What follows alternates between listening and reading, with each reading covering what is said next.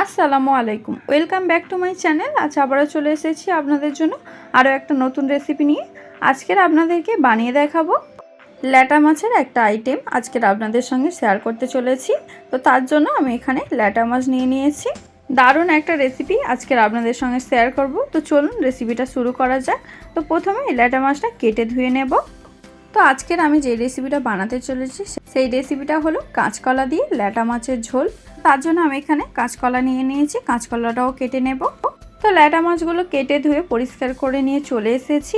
এবার মাছের মধ্যে লবণ এবং হলুদ খুব ভালো করে মাখিয়ে নেব।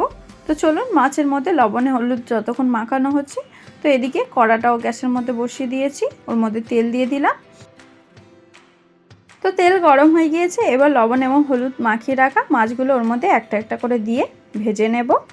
তো আমি এখানে একটা একটা করে মাছ দিয়ে দিচ্ছি।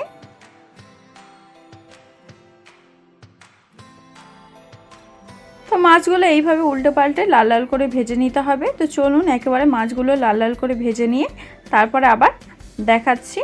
তো ভিডিওটা স্কিপ না করে পুরোটা দেখতে থাকুন।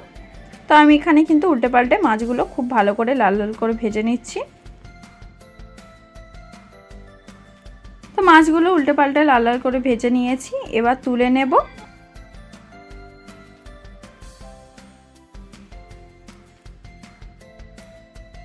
তো চলুন এইভাবে বাকি মাছগুলো ভেজে নিই। তো সব মাছগুলো ভাজা হয়ে গিয়েছে, ওই তেলের মধ্যে আমি আলুগুলোও ভেজে নেব। আপনারা চাইলে কিন্তু প্রথমে আলুগুলো ভেজে নিতে পারেন। তো প্রথমে আলুটা দিয়ে দিলাম, এবার ওর মধ্যে লবণ এবং হলুদ দিয়ে হালকা লাল লাল করে আলুগুলো ভেজে নেব। তো আমি সামান্য পরিমাণে হলুদ গুঁড়ো আর লবণ দিলাম স্বাদ অনুযায়ী। এবার হালকা লাল লাল করে ভেজে নেব। তো আলুগুলো হালকা করে ভাজা হয়ে গিয়েছে, তো এখন আলুগুলো সব তুলে নেব।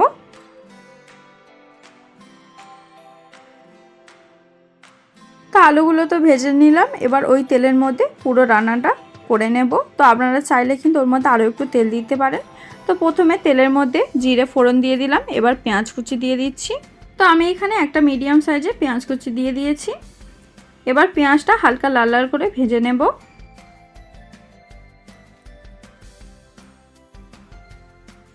তো পেঁয়াজটা হালকা লাল লাল করে ভাজা হয়ে গিয়েছে, এবার ওর মধ্যে টমেটো কুচি দিয়ে দেব। তো আমি এখানে দুটো টমেটো কুচি দিয়ে দিচ্ছি। তো এবার টমেটোটা পেঁয়াজের সঙ্গে একটু নাড়াচাড়া করে নিয়ে ওর মধ্যে বাকি মশলাগুলো অ্যাড করে দেব। তো এর মধ্যে আমি যে মশলাগুলো দিয়ে দিচ্ছি, প্রথমে আদা রসুন বাটা 1 চামচ দিয়ে দিলাম, তারপরে কাঁচা লঙ্কা দিয়ে দিলাম। এবার আরও একটু নাড়াচাড়া করে বাকি গুঁড়ো মশলাগুলো দিয়ে দেব। তো এখানে 1 চামচ জিরের গুঁড়ো, 1 চামচ ধনে গুঁড়ো, লঙ্কার গুঁড়ো, হলুদ গুঁড়ো এবং স্বাদ অনুযায়ী লবণ দিয়ে দিয়েছি। তো এবার একটু নাড়াচাড়া করে ওর মধ্যে সামান্য পরিমাণে জল দিয়ে দেব মশলাটা কষানোর জন্য। তো সামান্য পরিমাণে জল দিয়ে দিলাম। তো এবার বেশ কিছুক্ষণ ধরে মশলাটা কষিয়ে নেব, যতক্ষণ না মশলা থেকে তেল ছাড়তে শুরু করে দেয়। তো 1 থেকে 2 মিনিটের মতন আমি মশলাটা কষিয়ে নিয়েছি। টমেটোটা অলমোস্ট গলে গিয়েছে, এবার ওর মধ্যে কেটে রাখা কাঁচকলাগুলো দিয়ে দেব। এবার কাঁচকলাগুলো মশলার সঙ্গে একটু কষিয়ে নেব।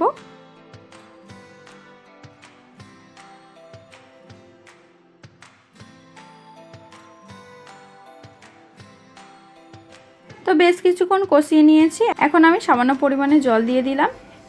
এবার একটু নাড়াচাড়া করে ঢাকনা দিয়ে দেব কিছুক্ষণের জন্য। তো ঢাকনা দিয়ে দিলাম, ওই 3 থেকে 4 মিনিট হয়ে গিয়েছে। এখন আমি ঢাকনাটা খুলছি। তো ঝোলটা যতটা ছিল একেবারে শুকিয়ে গিয়েছে। তো এবার একটু নাড়াচাড়া করে নিয়ে ওর মধ্যে ভেজে রাখা আলুগুলো দিয়ে দেব। তো আমি এখানে ভেজে রাখা আলুগুলো দিয়ে দিচ্ছি। তো আলুগুলো দিয়ে দিলাম, এবার আলুগুলো মশলার সঙ্গে একটু কষিয়ে নেব।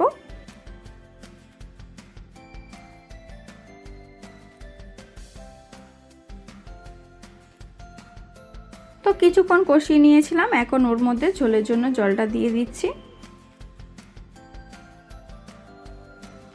তো এবার ঢাকনাটা দিয়ে দেব ঝোলটা ফুটে ওঠার জন্য। তো ঝোলটা ফুটতে শুরু করে দিয়েছে, এবার ওর মধ্যে ভেজে রাখা মাছগুলো দিয়ে দেব।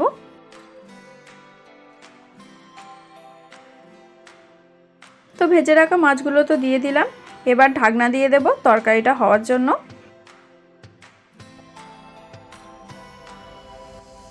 বেশ অনেকক্ষণ হয়ে গিয়েছে, এখন আমি ঢাকনাটা খুলছি। তো দেখতেই পাচ্ছেন তরকারিটা এখানে অলমোস্ট হয়ে গিয়েছে। এবার উপর থেকে ধনেপাতা এবং মটরশুঁটি দিয়ে দেব। তো দিয়ে দিলাম। এবার একটু নাড়াচাড়া করে নিয়ে কিছুক্ষণ ফুটিয়ে নামিয়ে নিলেই রেডি কাঁচকলা দিয়ে ল্যাটা মাছের ঝোল।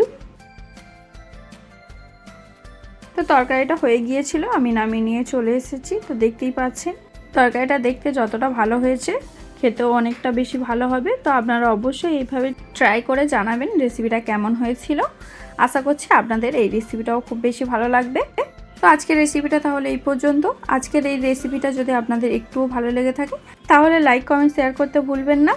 আবার দেখা হচ্ছে নেক্সট কোনো রেসিপির ভিডিও নিয়ে। আপনারা ভালো থাকবেন, সুস্থ থাকবেন। আল্লাহ হাফেজ।